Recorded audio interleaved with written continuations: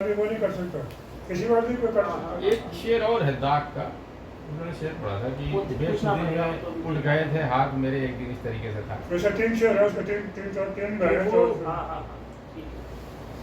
अब उसने एक तवायफ को सुनाया, उसने भी सुना ये कह रहा है कि मतलब आके दूसरा याद नहीं आ रहा, गलत जगह उठ गए थे हाथ उनका, ये कह रहा था शेर।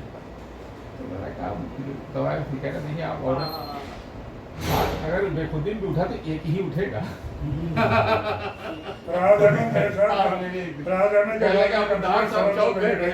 बात सही नहीं। मैं एक बात बताऊंगा, ऐसे उस समय की जो तवायफें होती थी ना, वो खुद भी कहती थी और उनका जो जहन होता था, बड़े बड़े पाकिस्तान के शायर फराज अहमद, हाँ उनके घर में मैं उनके साथ 2.5 घंटे बैठा हूँ।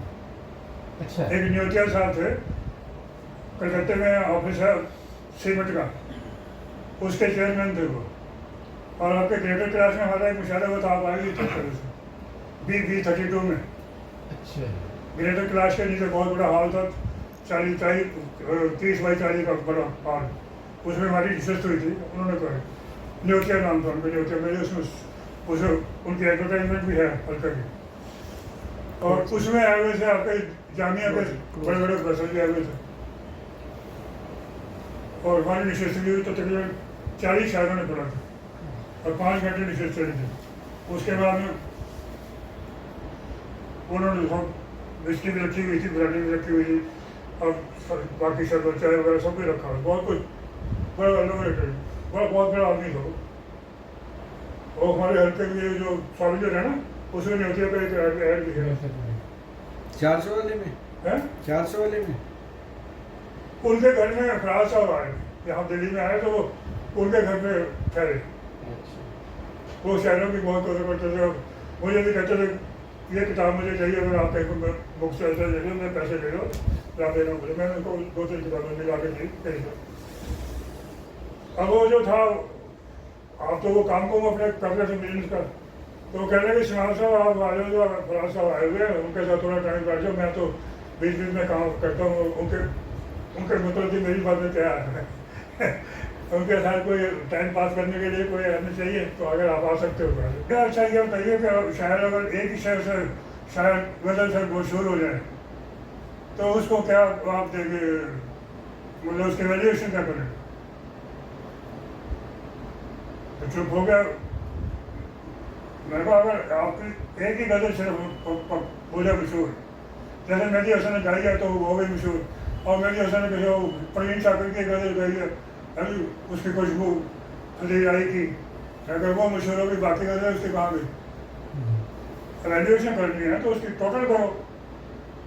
अगर उसने एक सवाल का जवाब दे दिया, आपने 10/10 नंबर दे दिए, तो बाकी जो 5 सवालों का जवाब दिया उसके कितने नंबर दिए।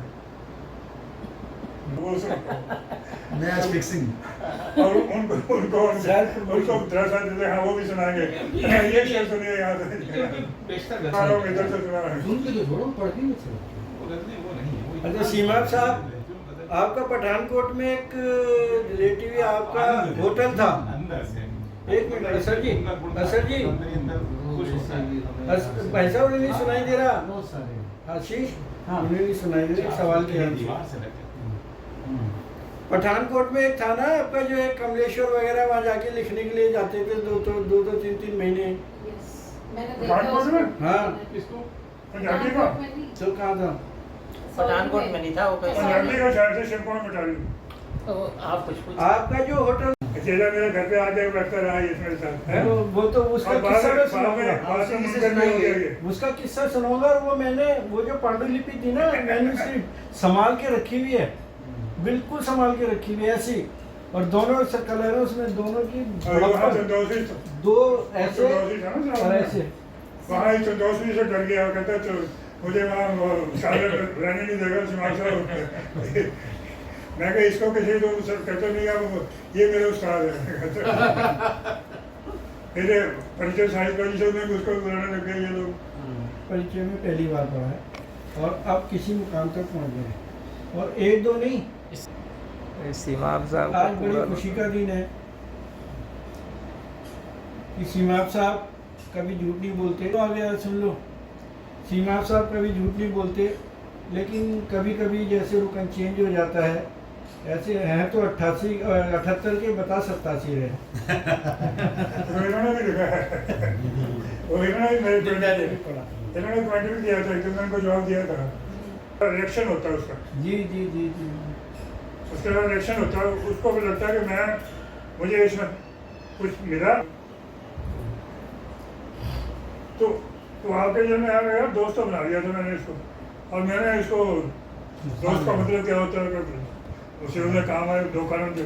दोस्त का मतलब तो मुश्किल। ये गड़बड़ कर दी, तो दोस्तों को भी दुश्मन बना दिया। मैं सुना ना किसी कैसे हो जाए, दोस्तों वाला किसी की मोहब्बत में क्या लिया मैंने कि दोस्तों को भी दुश्मन बना दिया। मेहमान जो हमारा होता है जान से मारा जाता है। अब देखो ये शेर जो है ये शिवेन व्यापारी का है, अच्छा।